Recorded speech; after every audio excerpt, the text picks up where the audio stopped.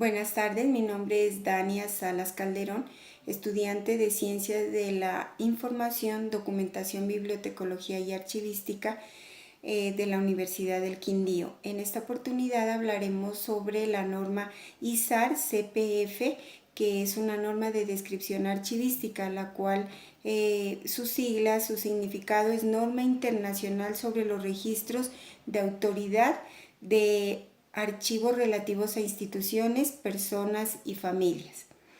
Esta norma está concebida para que los registros de autoridad de archivos se puedan compartir, fomentando la elaboración de descriptores consistentes, adecuados y autoexplicativos de las instituciones, personas y familias que producen los documentos.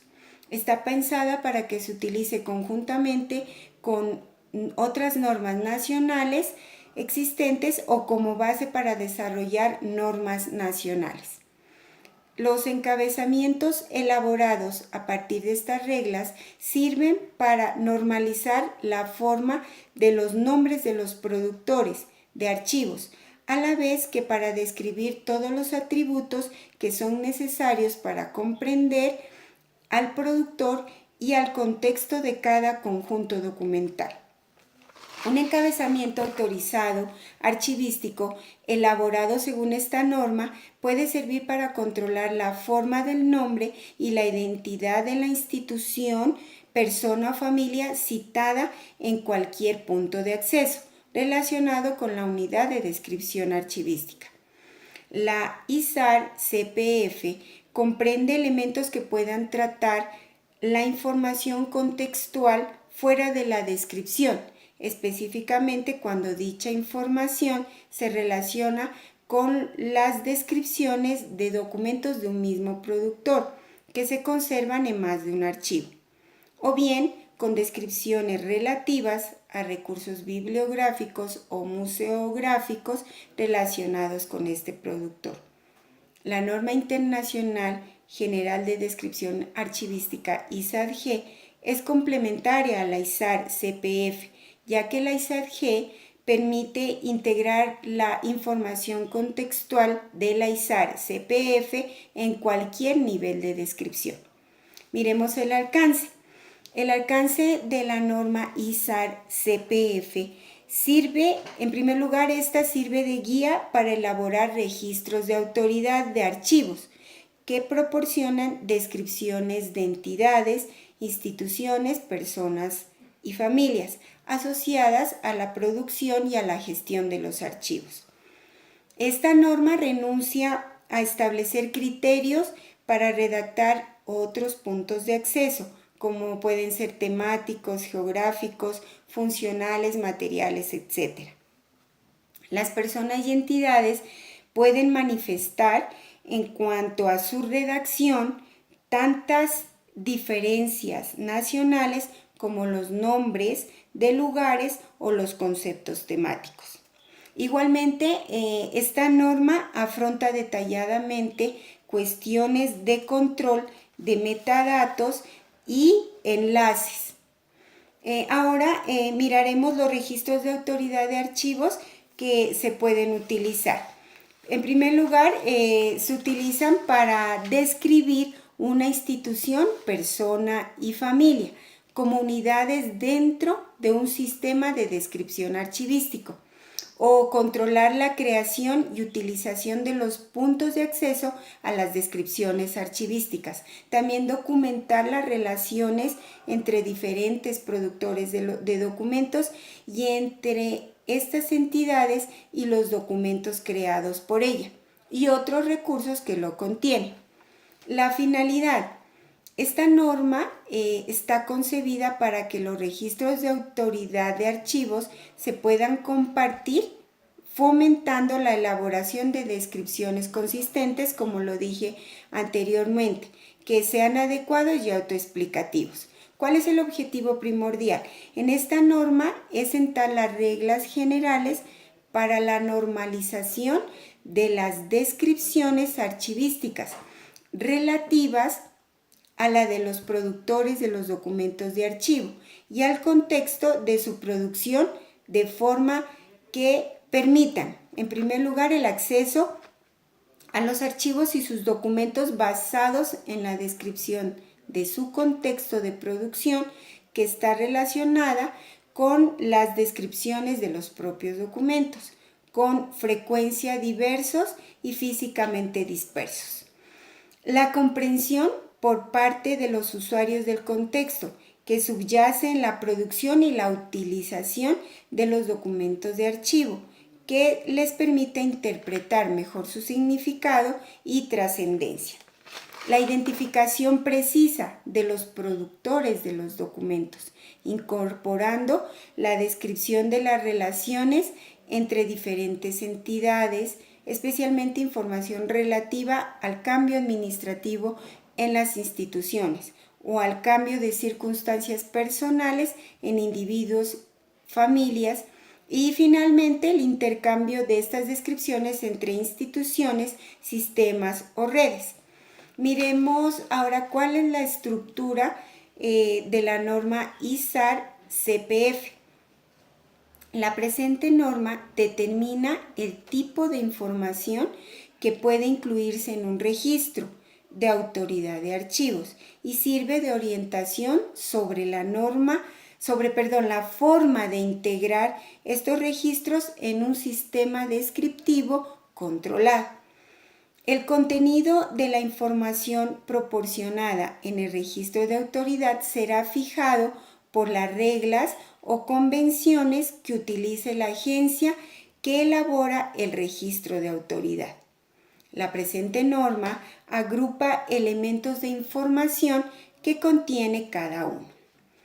El nombre del elemento de descripción, una definición del objetivo del elemento de descripción, una definición de la regla o reglas aplicables a cada elemento y, en la medida de lo posible, ejemplos que ilustren la aplicación de la regla o reglas. Miremos ahora cuáles son las áreas y elementos a incluir en la descripción bajo la norma ISAR-CPF.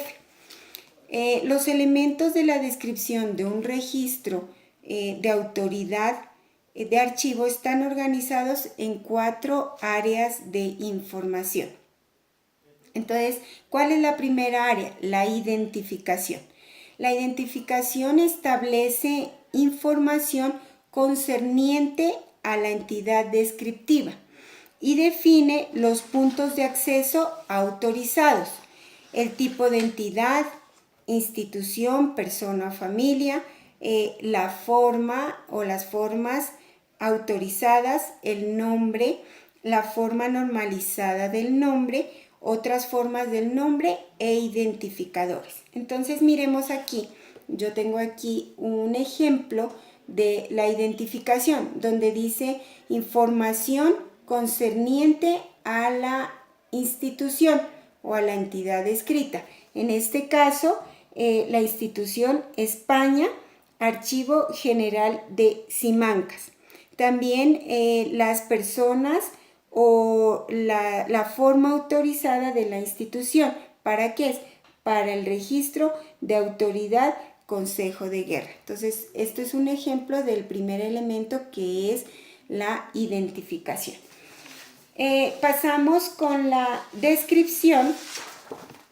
La descripción proporciona información concerniente a la naturaleza, contexto y actividades de la entidad escrita, fechas de existencia, historia, lugares, estatuto jurídico, funciones o actividades, atribuciones, estructura o genealogía y contexto. Entonces, aquí tengo un ejemplo de descripción.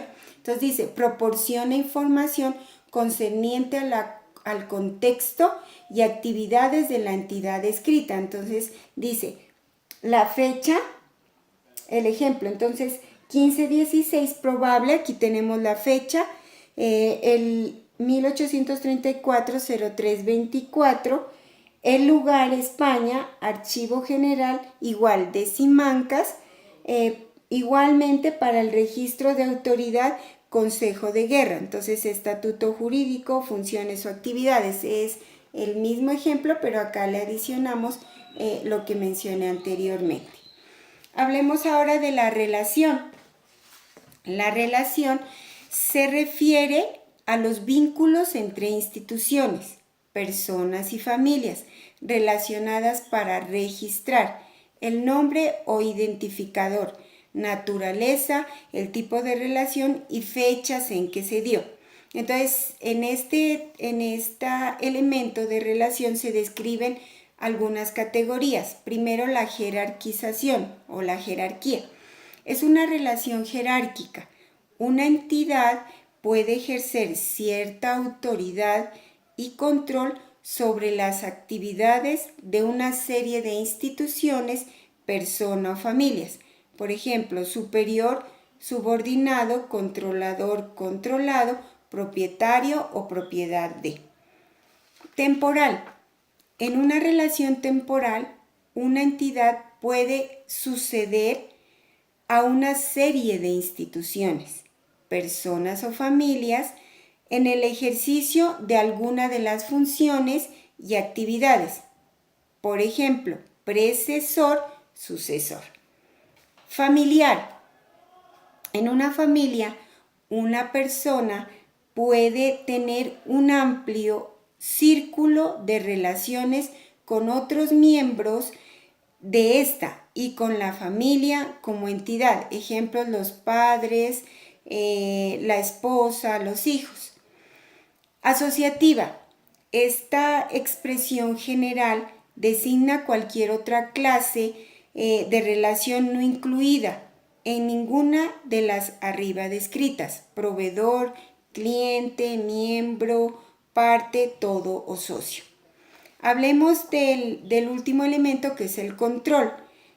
Este control proporciona referencias al trabajo archivístico para consignar el identificador del registro de autoridad y de la institución, las reglas y convenciones, el nivel de detalle de la descripción, las fechas de creación o revisión, las fuentes y las notas. Entonces aquí tengo un ejemplo del control.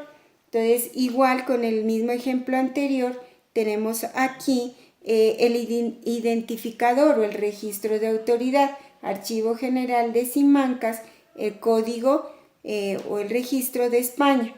La institución, Archivo General de Simancas. Para el registro de autoridad, Consejo de Guerra.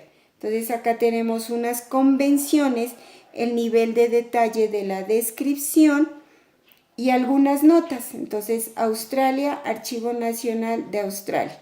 Igual, este es el lugar, como dice aquí, algunas fuentes y notas que se van a registrar en el último elemento de control. Entonces, esta es una explicación de lo que comprendí de la norma de descripción archivística, que es la ISAR CPF. Muchas gracias.